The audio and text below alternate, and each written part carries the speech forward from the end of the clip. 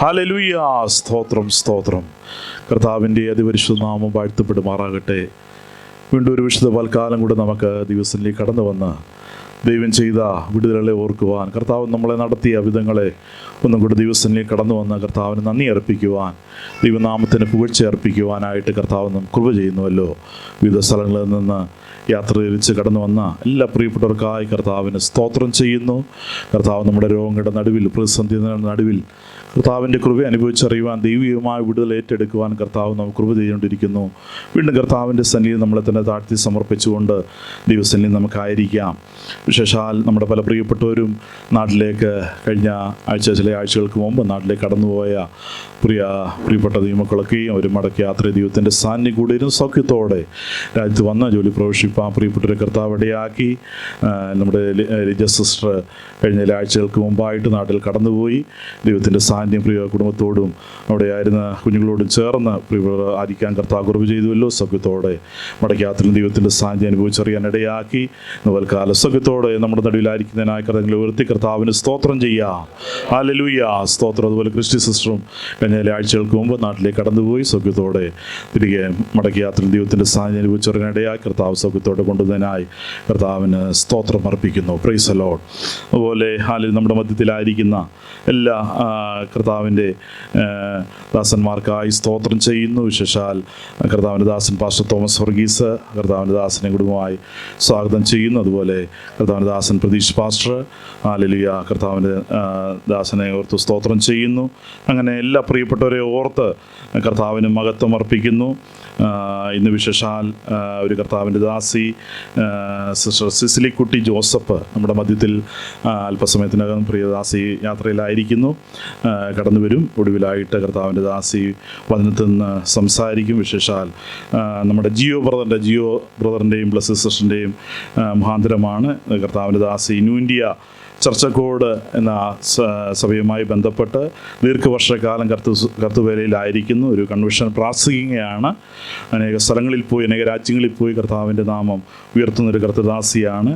ഈ ഐലൻഡും UK-യിലും ചേർന്ന് പല മീറ്റിങ്ങുകളിൽ പങ്കുചേർന്നുകൊണ്ടിരിക്കുന്നു. ഇന്ന് വൈകിട്ട് ഇവിടെ എത്തിച്ചേരാമെന്ന ജിയോ ബ്രദർ അറിയിച്ചിട്ടുണ്ട്. പ്രിയപ്പെട്ട യാത്രയിലായിരിക്കുന്നു. കർത്താവ് സഹായിക്കുമാറാകട്ടെ. അതുപോലെ നമ്മുടെ അനീഷ് മാത്യുവിൻ്റെ കസിൻ സിസ്റ്റർ ആഷ്ന കഴിഞ്ഞ ദിവസക്കാലം നമ്മുടെ മീറ്റിംഗ് കടന്നു വരാൻ ഗ്രിഫിത്ത് കോളേജിൽ മാസ്റ്റേഴ്സ് സ്റ്റഡിയോട് ചേർന്ന് ഈ ദേശത്തേക്ക് കടന്നു വന്നിരിക്കും. കർത്താവ് ഈ മീറ്റിങ്ങിലേക്ക് ഹാർദവമായിട്ട് സിസ്റ്റർ ആഷ്നയെ ഹാർദവമായിട്ട് സ്വാഗതം ചെയ്യുന്നു. ഈ ദേശത്ത് വിശേഷാൽ പഠനത്തോട് ചേർന്നായിരിക്കുമ്പോൾ കർത്താവിൻ്റെ കൃപ, ദൈവത്തിൻ്റെ സാന്നിധ്യം അനുഭവിച്ചറിയാൻ ഇടയാക്കട്ടെ.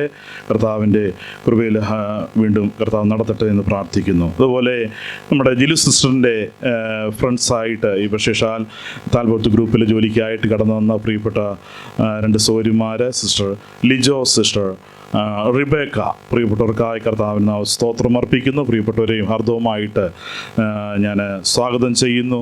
കർത്താവ് ഈ ദേശത്ത് പ്രിയപ്പെട്ടവർ കടന്നു വന്നതിൻ്റെ ഉദ്ദേശം കർത്താവ് അറിയുന്നു. അവർക്ക് വേണ്ടുന്ന എല്ലാവിധമായ നന്മകളാൽ വിശേഷാൽ ജോലിയുടെ ക്രമീകരണങ്ങളെല്ലാം കർത്താവ് ഒരുക്കി കൊടുക്കുവാൻ ദൈവത്തോട് പ്രാർത്ഥിക്കുന്നു. നിങ്ങളെ ഹാർദവമായിട്ട് സിസ്റ്റർ ലിജോയെയും സിസ്റ്റർ റിബേക്കായി ഹാർദവമായിട്ട് മീറ്റിങ്ങിലൂടെ പ്രസൻറ്റിലേക്ക് ഹാർദവമായിട്ട് സ്വാഗതം ചെയ്യുന്നു. നിങ്ങളെ കർത്താവ് അനുഗ്രഹിക്കുമാറാകട്ടെ. അങ്ങനെ നമ്മുടെ പ്രിയപ്പെട്ടവരെല്ലാം ഓർത്ത് കടന്നു വന്ന എല്ലാ പ്രിയപ്പെട്ടവർക്കായി ഞാൻ കർത്താവിൻ്റെ നാമത്തിന് സ്തോത്രം അർപ്പിക്കുന്നു. എല്ലാവരെയും കർത്താവ് സഹായിക്കട്ടെ. നമ്മുടെ ലഭിക്കുന്ന സമയങ്ങളൊക്കെ ദിവസന്നിയിൽ നാം ആയിരിക്കും നമ്മുടെ ജീവിതത്തിലെ ഏറ്റവും അനുഗ്രഹവും വിടുതലുമാണ്. അതാണ് നമ്മുടെ സന്തോഷം, അല്ലേ? അതാണ് നമ്മുടെ ജയം. ഹല്ലേലൂയ. മറ്റൊരിടത്തും നമുക്ക് സന്തോഷത്തിന് നമ്മുടെ ഹല്ലേലൂയ കർത്താവിൻ്റെ സന്നിധി കടന്നു വരുമ്പോഴാണ് സന്തോഷത്തിൻ്റെ പരിപൂർണത. ഇന്ന് പോൽക്കാലം ദിവസത്തിലേക്ക് നമ്മളെ തന്നെ താഴ്ത്തി സമർപ്പിക്കാം. ഇപ്പോൾ നമ്മെല്ലാവരും ദിവസം എഴുന്നേറ്റ് നിന്ന് നമുക്ക് സങ്കീർത്തനം ചിന്തിക്കാം. വിശേഷം അതിനായിട്ട് കർത്താവിൻ്റെ പ്രതീഷ് പാസ്റ്ററെ മുമ്പോട്ട് ക്ഷണിക്കുന്നു. കർത്താവ് നമ്മളെ സഹായിക്കുമാറാകട്ടെ.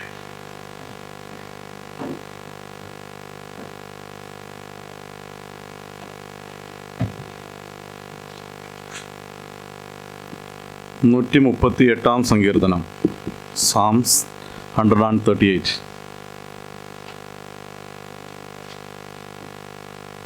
വാക്യ പ്രതിവാക്യമായി വായിച്ച് നമുക്ക് ദൈവത്തെ മഹത്വപ്പെടുത്താം. സങ്കീർത്തനങ്ങൾ 138.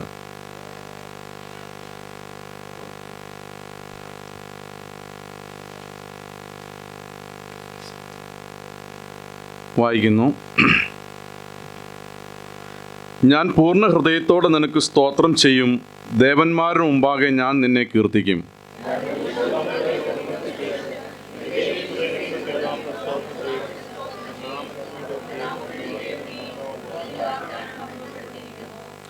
ഞാൻ വിളിച്ചപേക്ഷിച്ച നാളിൽ നീ എനിക്ക് ഉത്തരമരുളി. എൻ്റെ ഉള്ളിൽ ബലം നൽകി എന്നെ ധൈര്യപ്പെടുത്തിയിരിക്കുന്നു.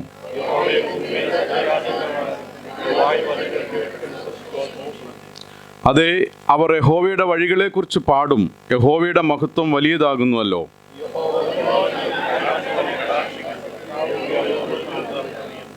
അടുത്ത 2 വാക്യങ്ങൾ നമുക്ക് ചേർന്ന് വായിക്കാം. ഞാൻ കഷ്ടതയുടെ നടുവിൽ നടന്നാലും നീ എന്നെ ജീവിപ്പിക്കും. എൻ്റെ ശത്രുക്കളുടെ ക്രോധത്തിന് നേരെ നീ കൈനീട്ടും.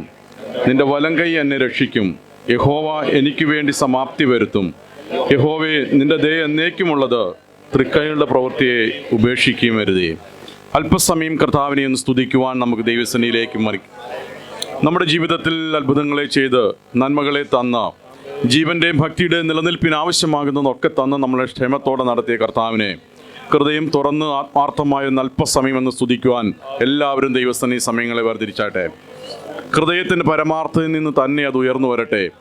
കർത്താവിനോടുള്ള സ്നേഹത്തിലും കർത്താവിനോടുള്ള ഭക്തിയിലും ദൈവത്തോടുള്ള ആ അനുകമ്പ, ദൈവത്തോടുള്ള ആ വലിയ ഭക്തിയിൽ നമ്മുടെ ഹൃദയത്തിനുള്ളിൽ നിന്ന് കർത്താവിനോടുള്ള നന്ദിയും സ്തുതികളും ഉയർന്നു വരുവാനിടയായി തീരട്ടെ.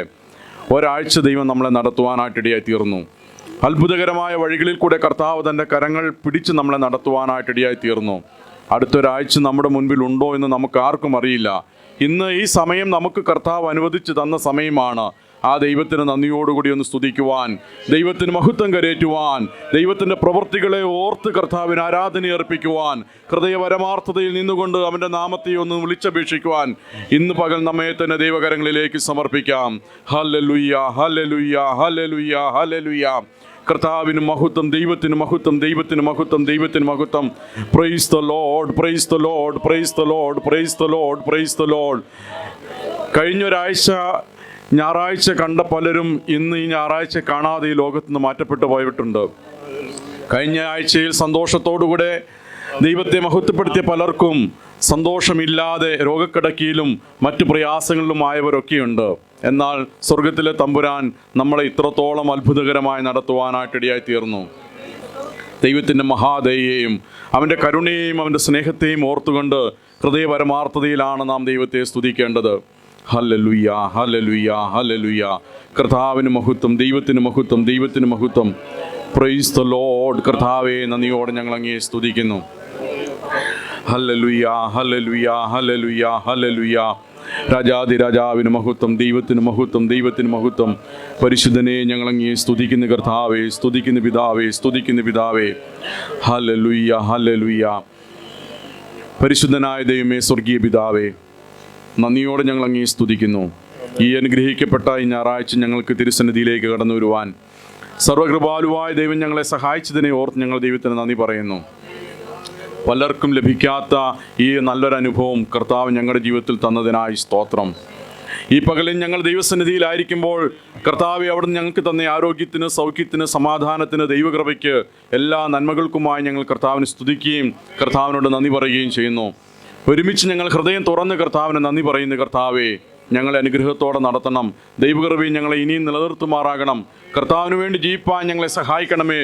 സ്വർഗീയ വഴികളിൽ ഞങ്ങളെ നടത്തുമാറാകണമെന്ന് പ്രാർത്ഥിക്കുന്നു. കർത്താവ് നല്ലവനെന്ന് പറഞ്ഞ് ജീവിപ്പാനുള്ള എല്ലാ അത്ഭുത വഴികളിൽ കൂടെയും കർത്താവ് ഞങ്ങളെ നടത്തുമാറാകണമെന്ന് പ്രാർത്ഥിക്കുന്നു. ജനത്തെ ദൈവകരങ്ങളിലേക്ക് സമർപ്പിച്ച് പ്രാർത്ഥിക്കുന്നു. അനുഗ്രഹിക്കണമേ കർത്താവെ. തിരുസന്നിധിയിലേക്ക് ഞങ്ങളെല്ലാം പൂർണ്ണമായി സമർപ്പിക്കുന്നു. സ്വർഗീയ കൃപ കൊണ്ട് നിറയ്ക്കുമാറാകണം. അങ്ങ് ഞങ്ങളോട് സംസാരിക്കണം. അവിടുന്ന് ഞങ്ങളുടെ പ്രാർത്ഥന കേട്ടതിനായി സ്തോത്രം. യേശുവിൻ നാമത്തിൽ തന്നെ സ്വർഗീയ നല്ല പിതാവേ, ആമേൻ. സ്തോത്രം. എല്ലാവർക്കും ദൈവം ധരിക്കാം.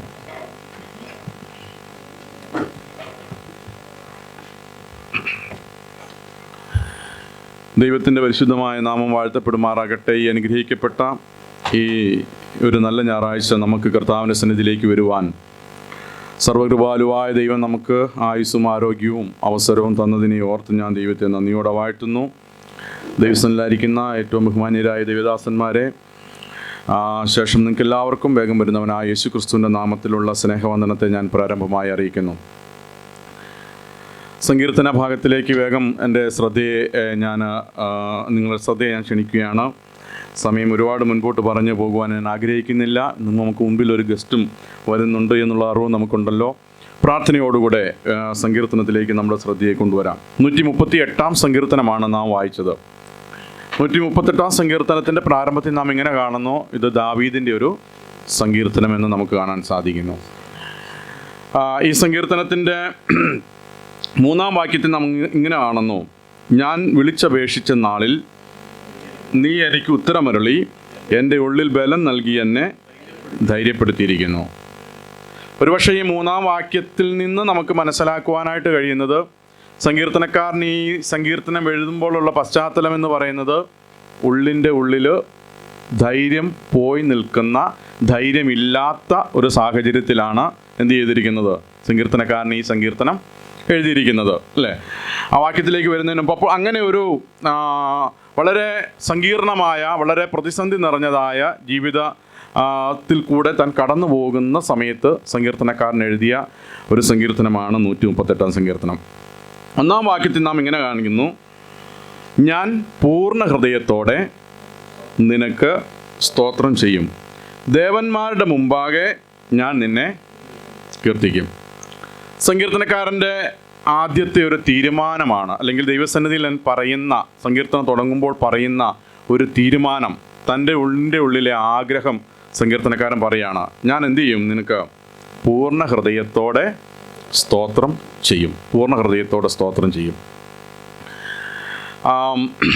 ദൈവത്തെ സ്തുതിക്കുക, ദൈവത്തിന് മഹത്വം കൊടുക്കുക എന്ന് പറയുന്നത് അതൊരു എന്താ പറയുക, ഒരു ചടങ്ങല്ല. അത് ഒരിക്കലും അതെന്തല്ല, ഒരു ചടങ്ങല്ല.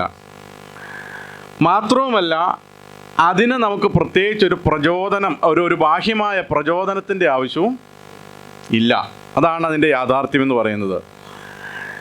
ഈ സ്തുതിച്ചാട്ടെ എന്നോ ദൈവത്തിന് മഹത്വം കൊടുത്താട്ടെ ദൈവജനത്തെ എന്ന് പറഞ്ഞ് ചെയ്യിക്കേണ്ട ഒന്നല്ല എന്തെന്ന് പറയുന്നത് ദൈവത്തിനുള്ള സ്തുതി എന്ന് പറയുന്നത്.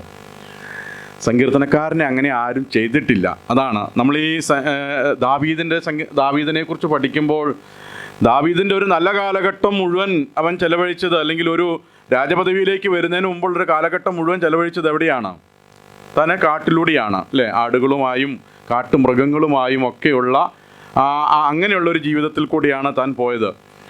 അവിടെ വന്ന് സ്തുതിച്ചാട്ടെ, ദൈവത്തെ മഹത്വപ്പെടുത്തിയാട്ടെ എന്ന് പറയാനായിട്ടൊന്നും ഒരാളും അവിടെ ഇല്ല അല്ലേ. ഒരാളും ഇല്ല. ഒറ്റയ്ക്കുള്ള ജീവിതമായിരുന്നു കാണുവാൻ സാധിക്കും. വളരെ പ്രയാസം നിറഞ്ഞ ജീവിത സാഹചര്യങ്ങളിൽ കൂടെ പോകുമ്പോൾ സങ്കീർത്തനക്കാരന് ദൈവത്തെ മഹത്വപ്പെടുത്തുക എന്ന് പറയുന്നത് ഹൃദയത്തിൻ്റെ ഉള്ളിൽ നിന്ന് വന്നൊരു യാഥാർത്ഥ്യമായിരുന്നു കാണാൻ സാധിക്കുന്നുണ്ട്. അത് പരമാർത്ഥതയിൽ നിന്ന് വന്ന ഒന്നാണ്. ആ സങ്കീർത്തനക്കാരൻ പറയാണ്, നിങ്ങൾ എങ്ങനെ ദൈവത്തിന് മഹത്വപ്പെടുത്തണം? പൂർണ്ണ ഹൃദയത്തോടെ അല്ലേ. ഈ ദൈവത്തിൻ്റെ ഒരു പറഞ്ഞിരിക്കുന്ന ആരാധനയിലെ കർത്താവ് പഠിപ്പിച്ച വ്യവസ്ഥയിലെ ഒന്നാണ് ദൈവത്തെ എങ്ങനെ ആരാധിക്കണമെന്നാണ് പറഞ്ഞിരിക്കുന്നത്. പൂർണ്ണ ഹൃദയത്തോടെ, പൂർണ്ണ മനസ്സോടെ, പൂർണ്ണ ശക്തിയോടെ അല്ലേ. പൂർണ്ണ ശക്തിയോടുകൂടെ. ഈ പൂർണ്ണമായത് എന്ന് പറയുന്ന വാക്കിന് വളരെ പ്രാധാന്യമുണ്ട്, വളരെ പ്രാധാന്യമുണ്ട്. നമ്മളൊക്കെ ഇവിടെയാണ് ഇരിക്കുന്നതെങ്കിലും പലപ്പോഴും നമ്മുടെ മനസ്സ് പല സമയത്തും എവിടെയായിരിക്കും? ഹോളിന് വെളിയിലായിരിക്കും. ഹോളിൽ പോലല്ല, ആരാധന എന്നുള്ള അല്ലെങ്കിൽ കൂട്ടായ്മ എന്നുള്ളത് തന്നെ വിട്ടേക്കൂ, അതിന് വെളിയിലായിരിക്കും നമ്മുടെ മനസ്സ് ഉണ്ടാവുള്ളൂ. ആകെ നമ്മൾ ചെലവഴിക്കുന്ന സമയം എന്ന് പറയുന്നത് എത്രയായിരിക്കും? എത്രയാ ഇവിടെ? 10 മണിക്കൂർ? 2.5 മണിക്കൂർ അല്ലേ.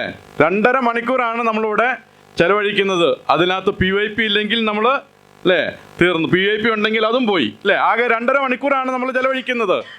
ഈ 2.5 മണിക്കൂറിനുള്ളിൽ നമ്മുടെ ഹൃദയം, നിങ്ങൾ പൂർണ്ണ ഹൃദയത്തോടെ എന്ന് പറഞ്ഞിട്ടുണ്ടല്ലോ, ഈ 2.5 മണിക്കൂറിനുള്ളിൽ ഹൃദയം എത്ര തവണ വീട്ടിലും പോയി വന്നെന്ന് നമുക്ക് തന്നെ അറിയാൻ പാടില്ല അല്ലേ. നമ്മുടെ ജോലി സ്ഥലത്ത് പോയിന്നോ അല്ലെങ്കിൽ നമ്മുടെ കുഞ്ഞുങ്ങളുടെ അടുത്ത് പോയിന്നോ ഇതൊന്നും നമുക്ക് അറിയാനായിട്ട് പാടില്ല. അങ്ങനെയാണ് നമ്മുടെ ജീവിതം എന്ന് പറയുന്നത്. സങ്കീർത്തനക്കാരൻ പറയാണ്, ദൈവത്തിന് കൊടുക്കുന്നതൊന്നും എങ്ങനെയാവരുത്, ഇങ്ങനെ ഭാഗികമായിട്ട് കൊടുക്കുന്നതൊന്നും ആർക്ക് വേണ്ട? ദൈവത്തിന് വേണ്ട. നമ്മൾ ഈ റോമാലേഖനത്തിൽ നമ്മൾ വായിക്കുമ്പോൾ നിങ്ങളുടെ ശരീരങ്ങളെ ജീവനും വിശുദ്ധിയും ദൈവത്തിന് പ്രസാദമുള്ള യാഗമായി സമർപ്പിക്കാൻ പറഞ്ഞിട്ടുണ്ടല്ലോ. ജീവനും വിശുദ്ധിയും ഒക്കെ ഉള്ളത്. ഇത് പൗലോസ് പറയുമ്പോൾ ഈ ജീവനുള്ളതെന്ന് പറയുമ്പോൾ അതിൻ്റെ പശ്ചാത്തലം കൂടി ഉണ്ടായിരുന്നു. ഈ ജീവനുള്ള ആരാധന എന്ന് പറയുന്നത് പഴയ നിയമത്തിൽ ആരാധനയ്ക്ക് കൊണ്ടുവരുമ്പോൾ ഒരു മൃഗത്തെയും കൊണ്ട് എന്ത് ചെയ്യണം? ഒരുവൻ വരണം അല്ലേ? കൊണ്ടുവന്ന് ആ മൃഗത്തെ പിന്നെ യാഗപീഠത്തിന്മേൽ കയറ്റുമ്പോൾ അതെങ്ങനെയായിരിക്കും? അത് ചത്തിട്ടുണ്ടാവും അല്ലേ? കൊന്നതിനെയാണ് അവിടെ കയറ്റുന്നത്, ഈ യാഗപീഠത്തിന്മേൽ കയറ്റുന്നത്, അല്ലാതെ ചാകാത്ത ഒന്നിനെയല്ല. ഇപ്പോൾ ശരിക്കും പഴയ നിയമത്തിലെ ആരാധന എന്ന് പറഞ്ഞാൽ അത് സ്വമനസാല വരുന്നതല്ല. ഒരാടും എന്നാൽ പിന്നെ എനിക്ക് ഇത്രയും നാളും തീറ്റയും കുഞ്ഞും വെള്ളം തന്നതല്ലേ, ഞാൻ താങ്കൾ ഇന്ന് ആരാധനയ്ക്ക് പോകുകയാണല്ലോ, ഞാൻ എന്നെ തന്നെ സമർപ്പിക്കുന്നു, എന്നെ ആരാധനയ്ക്ക് കൊണ്ടുപോയിട്ടെ എന്ന് പറഞ്ഞു ഒരാടും ഇന്ന് വരെ ചെന്നിട്ടില്ല. ഇനി കൊണ്ടുപോയ ആടോ അവിടെ ചെല്ലുമ്പോൾ ഇതെല്ലാം കാണുമ്പോഴത്തേക്കും ഒരു മസിൽ പിടുത്തം പിടിക്കുക എന്നുള്ളത് സ്വാഭാവികമാണ് അല്ലേ? അപ്പോൾ അങ്ങനെയുള്ള ഒരു ആരാധനയായിരുന്നു പഴയ നിയമത്തിലുണ്ടായിരുന്നത്. എന്ന് പറഞ്ഞാൽ വലിച്ചു കൊണ്ടുപോകണമായിരുന്നു, സ്വതവേ വരാത്ത അല്ലെങ്കിൽ സ്വതവേ ചെയ്യാത്തൊരു ആരാധന. ആരാധകൻ അതിനകത്തോ ഇനി ആരാധന അർപ്പിക്കുന്നവനോ പ്രത്യേകിച്ച് റോളൊന്നുമില്ല. അവിടെ ഈ കൊണ്ടുവരുന്ന സാധനം അതിനെ കൊല്ലുക, അതിനകത്ത് എന്താ പറയുക യാഗപീഠത്തിന്മേൽ കയറ്റി വെക്കുക, ഒക്കെ അത് കുറച്ച് കരിയും ചാരവും പുകയൊക്കെ ആയിട്ട് അതങ്ങ് തീർന്നു പുള്ളി പോകുന്നു. അടുത്ത ആഴ്ച വീണ്ടും അതുപോലെ വരുന്നു. അത്രേ ഉണ്ടായിരുന്നുള്ളൂ. എന്നാൽ പുതിയ നിയമത്തിലേക്ക് വരും പൗലോസ് പറയാണ് അങ്ങനല്ല, അതിനെ നിങ്ങൾ കൊണ്ടുവന്നതാണ്, പക്ഷേ ഇവിടെ വരുമ്പോൾ അങ്ങനെയല്ല. ഇവിടെ നിങ്ങൾ തനിയേ കയറി എവിടെ കിടക്കണം? ദേവാലയത്തിൽ യാഗപീഠത്തിന്മേൽ കിടക്കണം. ഇത് വില്ലിങ്ങിലി ചെയ്യേണ്ട കാര്യമാണ്. ആരും പറഞ്ഞിട്ട് വരേണ്ടതല്ല, ആരും സ്തുതിപ്പിച്ചിട്ട് വരേണ്ടതല്ല, ആരും ഒന്നും പ്രത്യേകിച്ചൊരു ഒരു ഒരു ഒരു പ്രചോദനം തന്നിട്ട് ഉണ്ടാകേണ്ടതല്ല. മറിച്ച് ദൈവം ആരെന്ന് മനസ്സിലാക്കിയ ഒരുവൻ, ദൈവത്തിൻ്റെ പ്രവർത്തികൾ എന്തെന്ന് അറിഞ്ഞവൻ, ദൈവത്തിൻ്റെ സ്നേഹത്തിൻ്റെ ആഴത്തെ അറിഞ്ഞവർ തീർച്ചയായും ദൈവസന്നിധിയിൽ പൂർണ്ണ ഹൃദയത്തോടെ അവനെ സ്തുതിക്കണമെന്നാണ് സങ്കീർത്തനക്കാരൻ പറഞ്ഞിരിക്കുന്നത്. പൂർണ്ണ ഹൃദയത്തോടെ ഞാൻ ദൈവത്തെ സ്തുതിക്കും. ഇനി അടുത്ത ഭാഗത്ത് പറയാണ് ദേവന്മാരുടെ മുമ്പാകെ ഞാൻ നിന്റെ നാമത്തെ കീർത്തിക്കും. ദേവന്മാരുടെ മുമ്പാകെ നിന്റെ നാമത്തെ ഞാൻ കീർത്തിക്കും. ഈ പറയുമ്പോൾ സങ്കീർത്തനക്കാരന് ഒരു രാജാവെന്ന നിലയിൽ നമ്മൾ ചിന്തിച്ചു നോക്കിയേ. ചുറ്റും നിൽക്കുന്ന രാജ്യങ്ങൾ, ആ രാജ്യങ്ങളിലെല്ലാം അവരുടേതായ ദൈവങ്ങളും അവരുടേതായ ലക്ഷ്യങ്ങളുമുണ്ട്. ഒരു രാജാവെന്ന നിലയിൽ അദ്ദേഹത്തിന് എന്താ വേണ്ടതെന്നറിയോ? ശരിക്കും അദ്ദേഹം ആഗ്രഹിക്കേണ്ടത് എന്താണെന്നറിയോ? എൻ്റെ പേരൊന്ന് ഉയർന്നു നിൽക്കണം അല്ലേ? ശരിക്കും അതല്ലേ? ഒരു രാജാവിന് ഒരു രാജ്യത്താക്കിയിരിക്കുമ്പോഴത്തേക്കും ചുറ്റുമുള്ള എല്ലാവരും ബലപ്പെട്ടു പോയിക്കോട്ടെ, എന്നാലും വേണ്ടി ഞാൻ താണു കൊടുക്കാമെന്ന് ഏതെങ്കിലും രാജാവ് ചിന്തിക്കുമോ? ഇല്ല. അവർ ചിന്തിക്കുന്നത് എങ്ങനെയാ? തൊട്ടടുത്തുള്ളവനെ എങ്ങനെ കീഴ്പ്പെടുത്തിയിട്ട് എൻ്റെ പേര് വലുതാക്കാം അല്ലേ? ചുറ്റുമുള്ളവരുടെ ഇടയിൽ എങ്ങനെ എന്നെക്കുറിച്ചുള്ള ഭീതി ഉണ്ടാക്കാം, അന്നേരമുള്ള ആ പൊസിഷൻ ഒരു വില വരുന്നുള്ളൂ, ഒരു രാജാവായി ഇരിക്കുന്നതിനകത്ത് അർത്ഥം വരുന്നുള്ളൂ.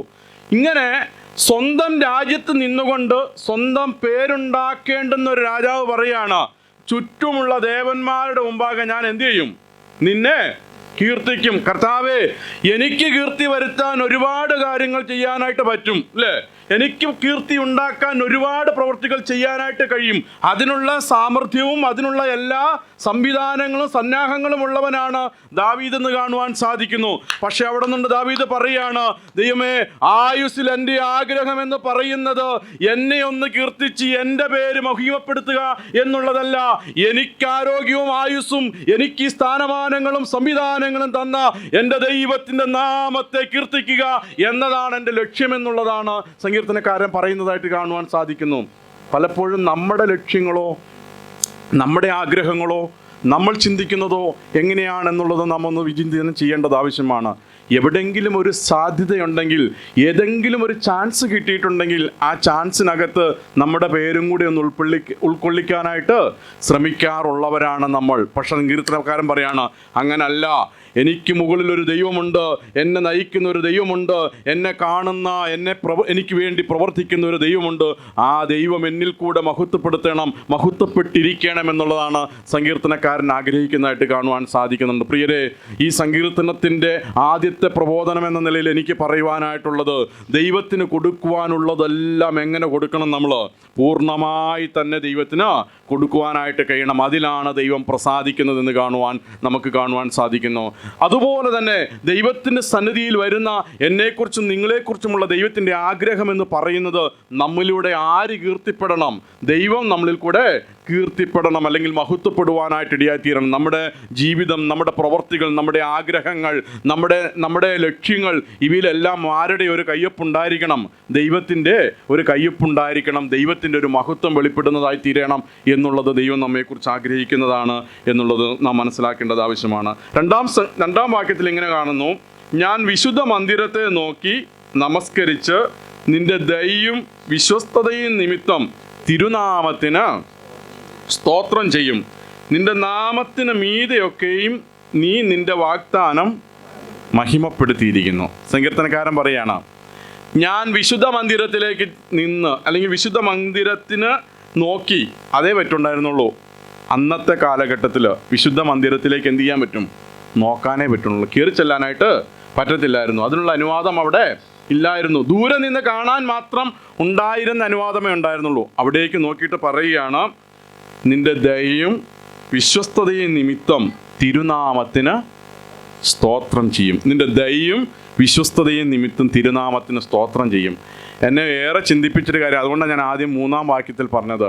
3-ാം വാക്യത്തിൽ സങ്കീർത്തനക്കാരൻ്റെ മനസ്സ് ക്ഷീണിച്ച് പ്രയാസപ്പെട്ടിരിക്കുന്ന ഒരു സാഹചര്യത്തിലാണ് അവിടെ, ആ സാഹചര്യത്തെയാണ് അവിടെ കാണുന്നത്. അവിടെ ശരിക്കും എന്താണ് ആവശ്യമായിരിക്കുന്നത്? അല്ലേ? നമുക്കൊക്കെ ഈ സാക്ഷ്യം പറയാനും, നമുക്കൊക്കെ കർത്താവിൻ്റെ സന്നിധിയിൽ ഒരു ഊർജ്ജസ്വലമായൊരു കാര്യം ചെയ്യാൻ കഴിയുന്നത് എപ്പോഴാണെന്നറിയാവോ? ഒരു വിടുതൽ പ്രാപിച്ചാൽ മാത്രമാണ്, അല്ലേ? എങ്കിൽ ഒരു വിടുതലിൻ്റെ അനുഭവം ഉണ്ടായാൽ, ഒരു ദൈവപ്രവൃത്തിയുടെ അനുഭവം ഉണ്ടായാലൊക്കെ നമ്മൾ എന്തായിത്തീരും? ദൈവസന്നിധിയിൽ വാചാലരായിത്തീരും, അല്ലെങ്കിൽ ഉത്സാഹമുള്ളവരായിത്തീരും, ഉന്മേഷമുള്ളവരായി തീരാറുണ്ട്. പക്ഷെ സങ്കീർത്തനക്കാരൻ്റെ മനസ്സ് ക്ഷീണിച്ചിരിക്കുമ്പോൾ സങ്കീർത്തനക്കാരൻ പറയാണ്, കർത്താവേ, എനിക്ക് നിന്നെ സ്തുതിക്കാനായിട്ടുള്ള കാരണമെന്ന് പറയുന്നത് നീ തന്ന വിടുതലിൻ്റെ അടിസ്ഥാനത്തിലല്ല, മറിച്ച് നിന്റെ ദയയും വിശ്വസ്തതയും നിമിത്തം ഞാൻ നിനക്ക് എന്ത് ചെയ്യും? സ്തോത്രം ചെയ്യും. നിന്റെ ദയയും വിശ്വസ്തതയും നിമിത്തം ഞാൻ നിനക്ക് സ്തോത്രം ചെയ്യും. ഇതാണ് ശരിയായിട്ടൊരു ഭക്തന് ദൈവത്തെ സ്തുതിക്കാനായിട്ടുള്ള പ്രചോദനമായിത്തീരുന്ന പ്രേരക ഘടകമെന്ന് പറയുന്നത്. നമ്മൾ പ്രാർത്ഥിച്ച എല്ലാ വിഷയങ്ങളും നമുക്ക് കിട്ടിയത് കൊണ്ടായിരിക്കണം ദൈവത്തിൻ്റെ സന്നിധിയിൽ ഉത്സാഹത്തോടുകൂടെ എന്നുള്ളതല്ല ചിന്തിക്കേണ്ടത്. മറിച്ച് ദൈവത്തിൻ്റെ ഒരു സ്വഭാവമുണ്ട്. ദൈവത്തിന് ത്യജിച്ച് കളയാൻ പറ്റാത്തവൻ്റെ ഒരു സ്വഭാവമുണ്ട്. അവൻ ആരാണ്? വിശ്വസ്തനായൊരു ദൈവമാണ്, അല്ലേ? വഴിയിൽ വിടാത്തവനായൊരു ദൈവമാണ്, ഉപേക്ഷിക്കാത്തവനായൊരു ദൈവമാണ്. സംഘടനകളും നമ്മുടെ ജോലിയുടെ സ്ഥലങ്ങളും, അല്ലെങ്കിൽ നമ്മുടെ കുടുംബക്കാരും നമ്മുടെ ബന്ധുക്കളും ഒക്കെ നമ്മൾ എന്ത് ചെയ്യാം? കൈവിട്ടു പോകാം. അവരെല്ലാം നമ്മൾ എന്ത് ചെയ്യാം? ഉപേക്ഷിച്ചെന്ന് വരാം. പക്ഷെ ഉപേക്ഷിക്കാത്തവനായ ഒരു ദൈവം നമ്മുടെ കൂടെയുണ്ട്. എന്തുകൊണ്ട് അവൻ ഉപേക്ഷിക്കുന്നില്ല? അവൻ വിശ്വസ്തനായ ഒരു ദൈവമായതുകൊണ്ടാണ്. ആ ദൈവത്തിൻ്റെ വിശ്വസ്തതയെ ഓർത്തിട്ടാണ് നാം ദൈവത്തെ സ്തുതിക്കേണ്ടത് എന്നുള്ളതാണ് നാം മനസ്സിലാക്കേണ്ടത്. അവൻ വിശ്വസ്തനായ ഒരു ദൈവമാണ്. പലപ്പോഴും നമ്മൾ അവിശ്വസ്തരായി തീർന്നിട്ടും ദൈവം ആരായി തുടർന്നു? വിശ്വസ്തനായി തുടർന്നു. ഞാനൊരു ഉദാഹരണം പറയാറുണ്ട്. മനുഷ്യൻ ദൈവത്തിൽ നിന്ന് അകന്നുപോയി. പാപം ചെയ്ത മനുഷ്യൻ ദൈവത്തിൽ നിന്ന് എന്ത് ചെയ്തു? അകന്നുപോയി. ദൈവമല്ല അകന്നുപോയത്. ദൈവം ഇപ്പോഴും എവിടെ ഉണ്ട്? ദൈവത്തിൻ്റെ അതേ പൊസിഷനിൽ മാറാത്തവനായി, മാറ്റം വരാത്തവനായി ഉണ്ട്. പക്ഷേ ആരും അകന്നുപോയി? മനുഷ്യൻ അകന്നുപോയി. ദൂരെ നിന്നിട്ട് പറയാണ് ദൈവത്തോട്, ദൈവമേ, നീ എന്നിൽ നിന്ന് അകന്നിരിക്കുന്നു. ദൈവം ശരിക്കും അകന്നിട്ടുണ്ടോ മനുഷ്യനിൽ നിന്ന്? ദൈവം അകന്നിട്ടില്ല. ദൈവം അങ്ങനെ മാറുന്നവനുമല്ല, മാറ്റാൻ സാധിക്കുന്നവനുമല്ല. ദൈവമുണ്ട് അവിടെ തന്നെ. എവിടെ? ദൈവത്തിൻ്റെ അതേ സ്ഥാനത്ത് നിൽപ്പുണ്ട്. പക്ഷെ നമ്മൾ എന്തായി മാറി? പലപ്പോഴും അവിശ്വസ്തരായി ദൈവസന്നിധിയിൽ നിന്ന് മാറി നിൽക്കുന്നവരായി, അകന്നു നിൽക്കുന്നവരായി തീർന്നു. എന്നിട്ടും അവൻ വിശ്വസ്തനായി നമുക്ക് മുൻപിൽ തുടരുന്നു എന്നുള്ളതാണ് ദൈവത്തിൻ്റെ സ്വഭാവത്തിൻ്റെ ഏറ്റവും വലുതെന്ന് പറയുന്നത്. അപ്പോൾ എന്തുകൊണ്ട് നമ്മൾ ദൈവത്തെ സ്തുതിക്കണം? ദൈവം വിശ്വസ്തനായതുകൊണ്ട് നമ്മൾ എന്ത് ചെയ്യണം? അവനെ സ്തുതിക്കണം. ദൈവം ആരായതുകൊണ്ടാണ് ദൈവത്തെ സ്തുതിക്കേണ്ടത്? അവൻ വിശ്വസ്തനായതുകൊണ്ട് ദൈവത്തെ സ്തുതിക്കണം, അല്ലേ? അതുപോലെ തന്നെ അവൻ്റെ ദയയെയും ഓർത്ത് ഞാൻ എന്ത് ചെയ്യും? സ്തോത്രം ചെയ്യും. അവൻ്റെ ദയയെയും ഓർത്തുകൊണ്ട് സ്തോത്രം ചെയ്യും. ഈ നമ്മുടെ സ്വഭാവത്തിൻ്റെ ആ ശ്രേഷ്ഠതകളോ അല്ലെങ്കിൽ അതിൻ്റെ ഗുണങ്ങളോ ഒക്കെ ദൈവം ഒന്ന് അനലൈസ് ചെയ്തിരുന്നെങ്കിൽ പലരും ഇവിടെ ഉണ്ടാകില്ല. നമ്മൾ പലരും ഇവിടെ, അല്ലെങ്കിൽ നമ്മൾ ആരും തന്നെ ഇവിടെ ഉണ്ടായി എന്ന് വരത്തില്ല. പക്ഷെ ദൈവം എന്ത് ചെയ്യുന്നില്ല? ഇതൊന്നും കണക്കാക്കുന്നില്ല. അത് കണക്കാക്കാത്തതിൻ്റെ കാരണം എന്താണെന്നറിയാവോ? അവൻ ദയയുള്ളവനായൊരു ദൈവമായതുകൊണ്ടാണ്. പ്രിയരെ, ഇന്ന് എനിക്ക് നിങ്ങളോട് പറയുവാനായിട്ടുള്ളത്, എന്ത് കിട്ടി എന്നതിൻ്റെ അടിസ്ഥാനത്തിലല്ല, ദൈവം എന്തെല്ലാം തന്നു എന്നതിൻ്റെ അടിസ്ഥാനത്തിലല്ല, ദൈവത്തിൻ്റെ പ്രവർത്തികൾ എത്ര വലുത് ചെറുത് എന്നത് അതിനെ ഗ്രഹിച്ചുകൊണ്ടുമല്ല ദൈവത്തിന് സ്തോത്രം പറയേണ്ടത്. മറിച്ച് അവൻ വിശ്വസ്തനായിരുന്നു എൻ്റെ ജീവിതത്തിൽ. അവൻ്റെ ദയ എന്നിൽ നിന്ന് മാറിപ്പോയിട്ടില്ലായിരുന്നു, അവൻ്റെ കരുണ എന്നിൽ നിന്ന് മാറിപ്പോയിട്ടില്ലായിരുന്നു. അത് ഓർക്കുന്ന ഓരോ ദൈവത്തിൻ്റെ ഹൃദയത്തിൻ്റെ അന്തർഭാഗത്ത് നിന്ന് അവനോടുള്ള സ്തോത്രവും സ്തുതിയും ഉയർന്നു വരണമെന്നുള്ളതാണ് ദൈവം ആഗ്രഹിക്കുന്നത്. ആ ഒരു ജീവിതത്തിന് വേണ്ടിയാണ് ദൈവം നമ്മളെ വിളിച്ചിരിക്കുന്നത്, വേർതിരിച്ചിരിക്കുന്നത് എന്നുള്ളത് നാം മനസ്സിലാക്കേണ്ടത് ആവശ്യമാണ്. ഒരു ഭാഗം കൂടെ പറഞ്ഞ് ഞാൻ എൻ്റെ ചിന്തകളെ ഇവിടെ നിർത്തുവാനായിട്ടാണ് ആഗ്രഹിക്കുന്നത്. ആ വാക്യത്തിൽ തന്നെ നമ്മളിങ്ങനെ കാണുവാൻ സാധിക്കുന്നു, നീ നിൻ്റെ വാഗ്ദാനം എന്ത് ചെയ്തിരിക്കുന്നു? മഹിമപ്പെടുത്തിയിരിക്കുന്നു.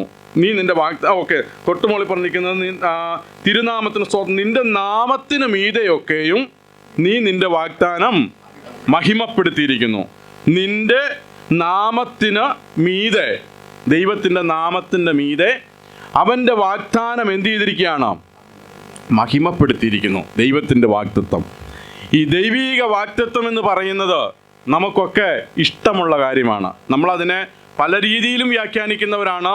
ദൈവീക വാഗ്ദാനത്തെ പല രീതിയിലും പറഞ്ഞു കേട്ടിരിക്കുന്നവരാണ് നമ്മൾ. ദൈവീക വാഗ്ദത്തം, ദൈവീക വാഗ്ദാനം എന്നൊക്കെ പറയുന്നത്, വാഗ്ദത്തം കേൾക്കാൻ ഇഷ്ടമല്ല. നമ്മൾ ഈ 31-ാം തീയതി നമ്മൾ ഒരു വാക്യം എടുക്കാറുണ്ട് അല്ലേ?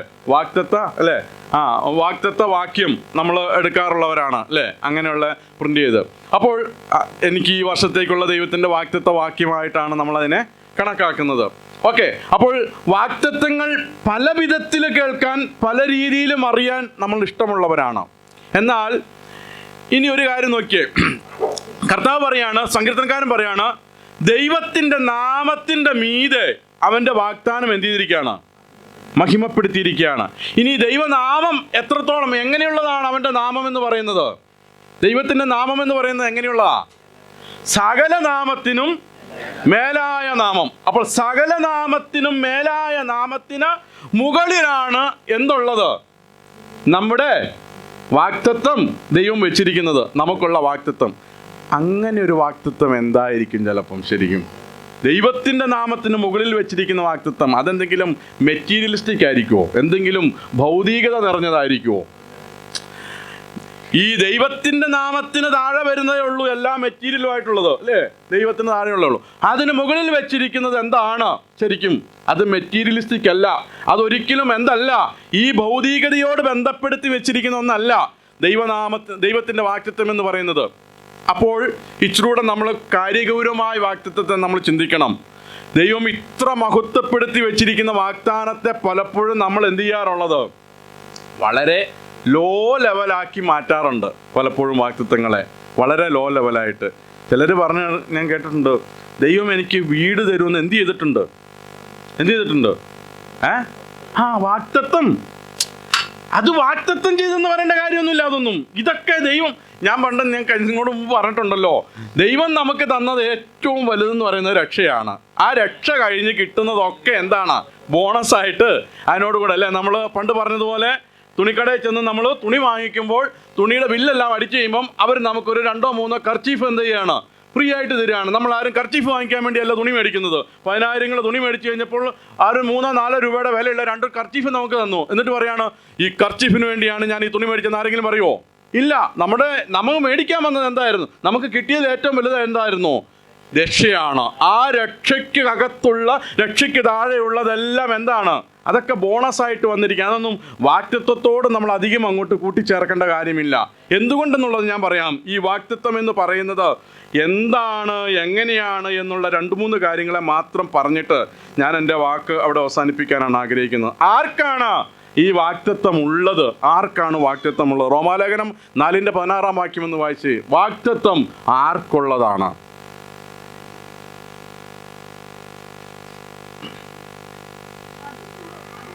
ആ ആ ആ ആ ആ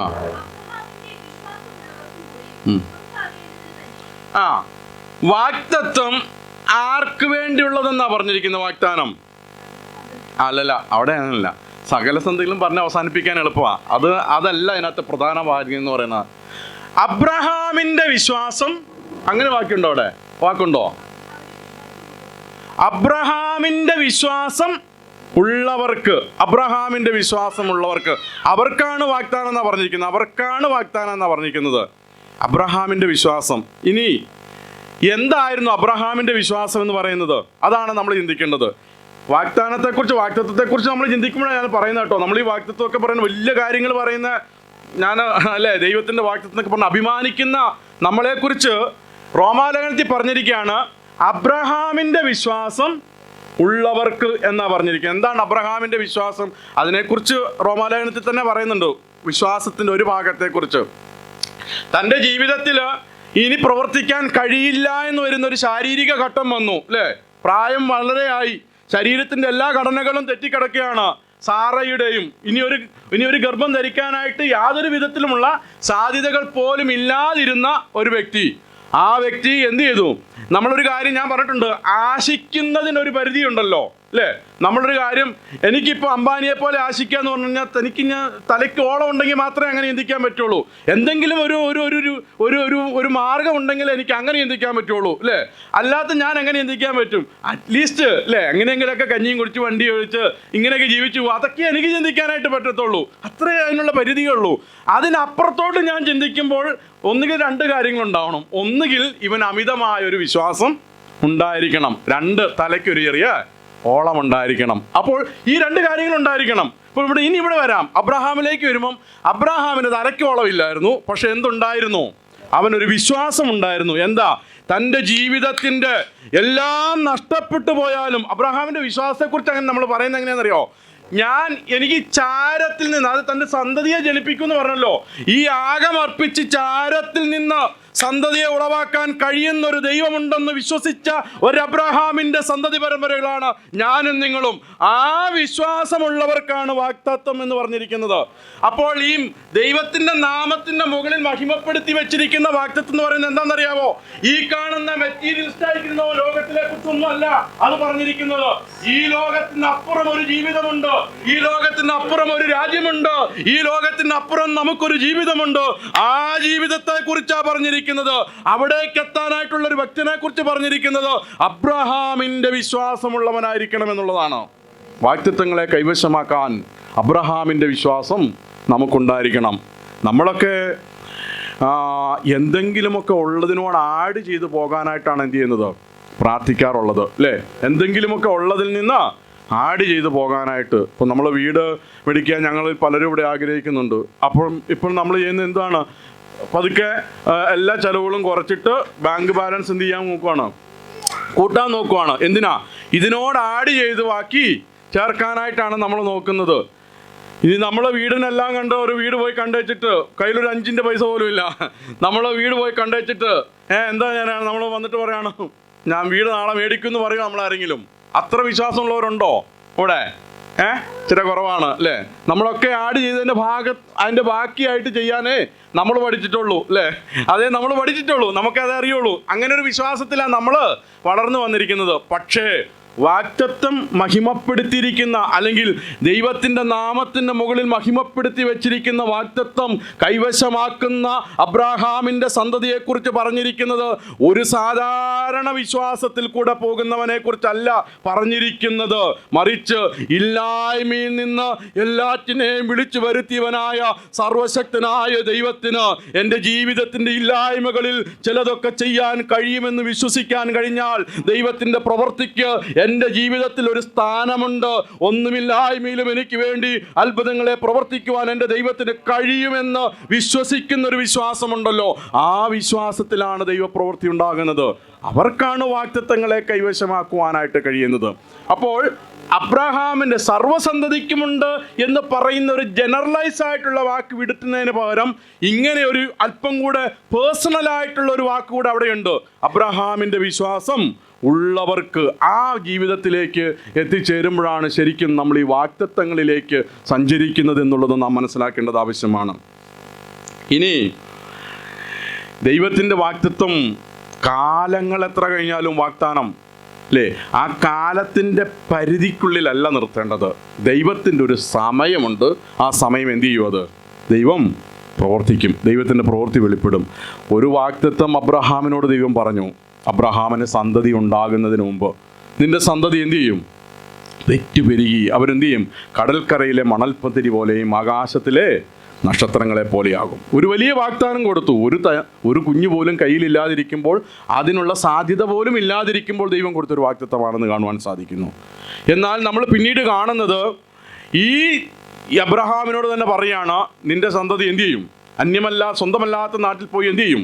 അടിമകളായിട്ട് പാർക്കേണ്ടി വരും. ഞാൻ അവരെ അവിടെ നിന്ന് വിടുവിക്കും. ഇനി നമ്മൾ അപ്പോസ്തല പ്രവൃത്തി 7:17 വാക്യത്തിലേക്ക് വരുമ്പോൾ അവിടെ ഒരു പ്രധാന വാക്യം കാണുന്നുണ്ട്. അപ്പോസ്തല പ്രവൃത്തി 7:17, Acts 7:17. ദൈവം അബ്രഹാമിനോട് അരുളി ചെയ്ത വാഗ്ദത്ത കാലം അടുത്തപ്പോൾ ജനം മിസ്രൈമിൽ വർദ്ധിച്ച് പെരുകി. അതെന്നെ ചിന്തിപ്പിച്ചൊരു കാര്യമാണ് കേട്ടോ. ഇത്രയും നാളും ഈ ജനം ഇങ്ങനെ നടന്നിട്ട് അവർക്ക് അന്നേരം ഒന്നും എന്ത് ചെയ്യേണ്ട കാര്യമില്ലായിരുന്നു, പെരുകേണ്ട കാര്യമില്ലായിരുന്നു. പക്ഷേ വാഗ്ദത്ത കാലം അടുത്തപ്പോഴേക്കും എന്ത് ചെയ്തു? അത് നമ്മൾ പുറപ്പാട് പുസ്തകത്തിൽ കാണുന്നില്ല. പക്ഷേ അപ്പോസ്തല പ്രവൃത്തിയിലേക്ക് വരുമ്പോഴത്തേക്കും ഇങ്ങനെ ഒരു വാക്ക് കൂടെ അവിടെ എഴുതി ചേർന്നു. കാര്യം എന്താ? ബഹുസമ്പത്തോടുകൂടെയും വലിയൊരു ജനമായിട്ട് നീ പുറപ്പെടുമെന്ന് ആരോട് പറഞ്ഞത്? അബ്രഹാമിനോട് ദൈവം വാഗ്ദത്തം കൊടുത്തത്.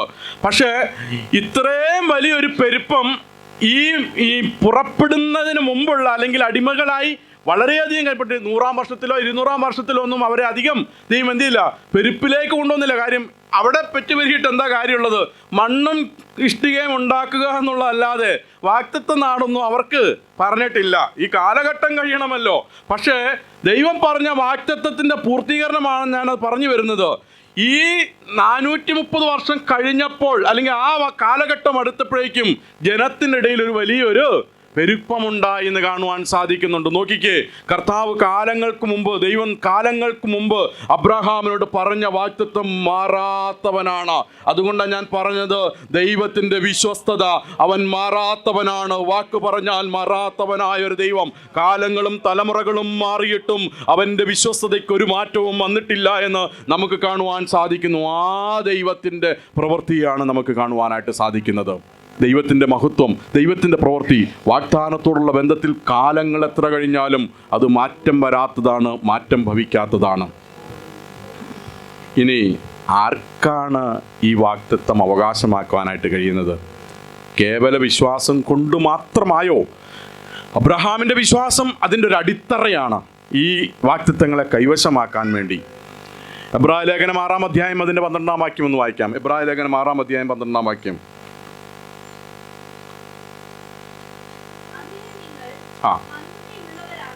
അങ്ങനെ നിങ്ങൾ മന്ദതയുള്ളവരാകാതെ വിശ്വാസത്താലും ദീർഘക്ഷമയാലും അനുകാരികളായി തീരുവിൻ. വാഗ്ദത്തങ്ങളെ അവകാശമാക്കുന്നവരുടെ അനുകാരികളായി തീരുവിൻ. നമ്മളെക്കുറിച്ച് പറഞ്ഞിരിക്കുകയാണ്, നിങ്ങൾ ആരാകരുത്? മന്ദത ഉള്ളവരായി തീരാതെ. എന്താ ഈ മന്ദത എന്ന് പറയുന്നത്?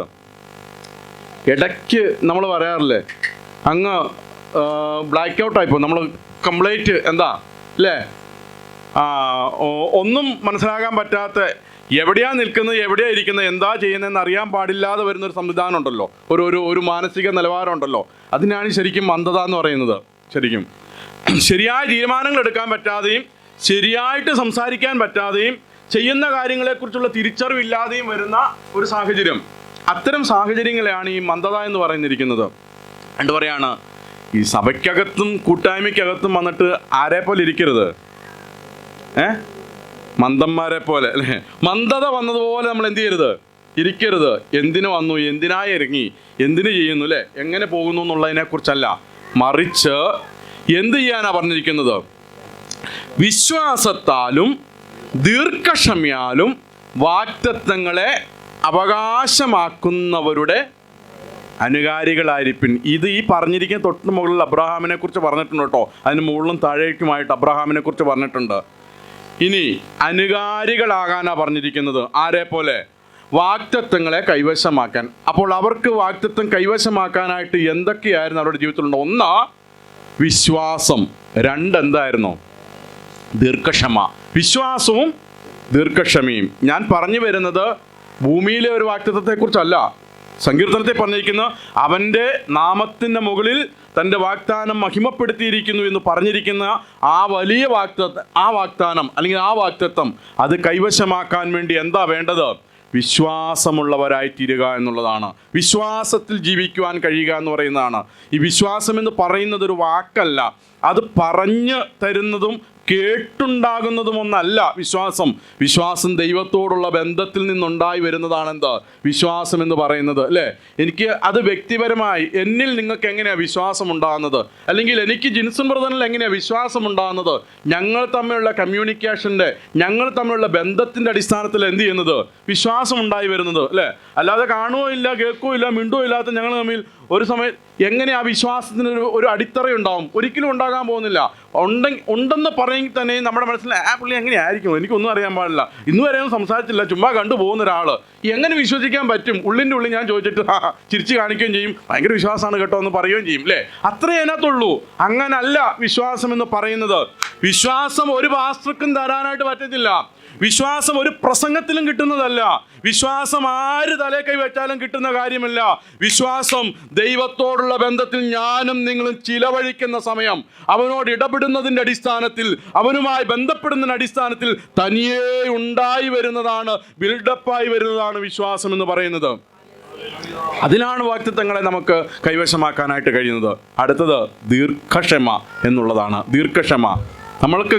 നമ്മളൊക്കെ ജീവിക്കുന്ന ഫാസ്റ്റ് ഫുഡിൻ്റെ ലോകത്തിലാണ്, അല്ലെ? ഫാസ്റ്റായിട്ട് ചെയ്യുന്ന ലോകത്തിലാണ് നമ്മൾ നിൽക്കുന്നത്. തട്ടുകടയിൽ ഫാസ്റ്റ് ഫുഡും നമ്മൾ എഴുതി വെച്ചിട്ടുണ്ടെങ്കിലും അവിടെ ചെന്നാലും വേണം എന്ത്? ഒരു 5 മിനിറ്റ് നമ്മൾ ഇരിക്കണം, അല്ലേ? എന്നാലേ അത് കിട്ടത്തുള്ളൂ. ഫാസ്റ്റ് ഫുഡ് എന്നാണ് എഴുതി വെച്ചിരിക്കുന്നത്. പക്ഷെ നമ്മൾ അവിടെ ഓർഡർ ചെയ്തിട്ട് അവിടെ എന്ത് ചെയ്യണം? 5 മിനിറ്റ്. ആ 5 മിനിറ്റിനകത്ത് 3 മിനിറ്റ് കഴിയുമ്പോഴത്തേക്കും നമ്മൾ 4 വട്ടമെങ്കിലും എവിടേക്ക് നോക്കിയിരിക്കും? നമ്മൾ ഇതുണ്ടാക്കുന്നവരിലേക്ക് നോക്കിയിരിക്കും, അല്ലേ? ആയോ ആയോ ആയോ എന്നുള്ളത്. അത്രയേ ഉള്ളൂ നമ്മുടെ ദീർഘക്ഷമ എന്ന് പറയുന്നത്. എത്ര മിനിറ്റ്? 3 മിനിറ്റ്. 5 മിനിറ്റിലാണ്. അതിൽ 3 മിനിറ്റിനുള്ളിൽ നമ്മൾ 4 വട്ടം നമ്മളാളെ നോക്കിക്കുക. അതാണ് നമ്മുടെ ക്ഷമ എന്ന് പറയുന്നത്. അതല്ല ബൈബിളിലെ വാഗ്ദത്തം പ്രാപിക്കുന്നവൻ്റെ വാക്ക് പറഞ്ഞവനായ ദൈവം, എൻ്റെ ദൈവം എൻ്റെ ജീവിതത്തിൽ പ്രവർത്തിക്കാൻ മതിയായവനാണ്. കാലങ്ങളുടെ ദീർഘങ്ങളല്ല അതിനകത്ത് പ്രാധാന്യമായി നിൽക്കുന്നത്. എൻ്റെ ദൈവം ആരാണെന്ന് മനസ്സിലാക്കിയതിൻ്റെ അടിസ്ഥാനത്തിൽ, അവൻ്റെ പ്രവൃത്തി എത്ര വലുതാണെന്ന് തിരിച്ചറിയുന്നതിൻ്റെ അടിസ്ഥാനത്തിൽ എൻ്റെ ദൈവം എനിക്ക് വേണ്ടി പ്രവർത്തിക്കാൻ മതിയായവനെന്ന് ജീവിതത്തിലുടനീളം വിശ്വസിക്കുവാൻ കഴിയുന്നവരാണ്. എവിടെയെങ്കിലും ചിലത് ലഭിക്കാതെ പോയാൽ ഇല്ല, ദൈവം എന്നെ കൈവിടിഞ്ഞു എന്ന് ചിന്തിക്കുന്നതല്ല ദീർഘക്ഷമ എന്ന് പറയുന്നത്. ചിലത് കിട്ടിയില്ലെങ്കിൽ അതിൽ ദൈവത്തിന് ഇഷ്ടമില്ലായിരുന്നു എന്ന് ചിന്തിക്കുവാൻ കഴിയുന്നത്. ചിലത് ലഭിക്കുമ്പോൾ, ചിലത് അർഹിക്കാത്തത് ലഭിക്കുമ്പോൾ അതിനകത്ത് ദൈവത്തിന് എന്നോടൊരു സ്നേഹമുണ്ടായിരുന്നു എന്ന് അതിരുകടന്നെന്ന് വിശ്വസിക്കുവാൻ കഴിയുന്ന, അങ്ങനെ കാത്തിരിക്കാൻ കഴിയുന്ന കാത്തിരിപ്പിൻ്റെ നാളുകൾ ജീവിതത്തിൽ ഉണ്ടാകുമ്പോഴാണ് പ്രിയരെ വാഗ്ദത്തങ്ങളെ നമുക്ക് കൈവശമാക്കുവാനായിട്ട് കഴിയുള്ളൂ. ആ വാഗ്ദത്തങ്ങളുടെ നിവൃത്തിക്ക് വേണ്ടിയും അത് കൈവശമാക്കുവാൻ വേണ്ടിയും വിളിക്കപ്പെട്ടവരാണ് ഞാനും നിങ്ങളും എന്നുള്ള യാഥാർത്ഥ്യം തിരിച്ചറിയേണ്ടത് ആവശ്യമാണ്. ഈ സങ്കീർത്തനത്തിൽ കൂടെ 3 കാര്യങ്ങളെയാണ് ഞാൻ നിങ്ങളോട് പ്രധാനമായി പറഞ്ഞു. ഒന്ന്, ദൈവസന്നിധിയിൽ പൂർണ്ണ ഹൃദയത്തോടുകൂടെ മാത്രമായിരിക്കണം അവനെ സ്തുതിക്കുന്നത്. ദൈവസന്നിധിയിൽ ദൈവത്തെ സ്തുതിക്കുമ്പോൾ എനിക്കും നിങ്ങൾക്കും മുന്നിൽ നിൽക്കേണ്ടത് അവൻ്റെ വിശ്വസ്തതയെയും ദയയെയും മുൻനിർത്തിക്കൊണ്ടുള്ള സ്തോത്രമായിരിക്കണം ഹൃദയത്തിൽ നിന്ന് ഉയർന്നു വരേണ്ടത്.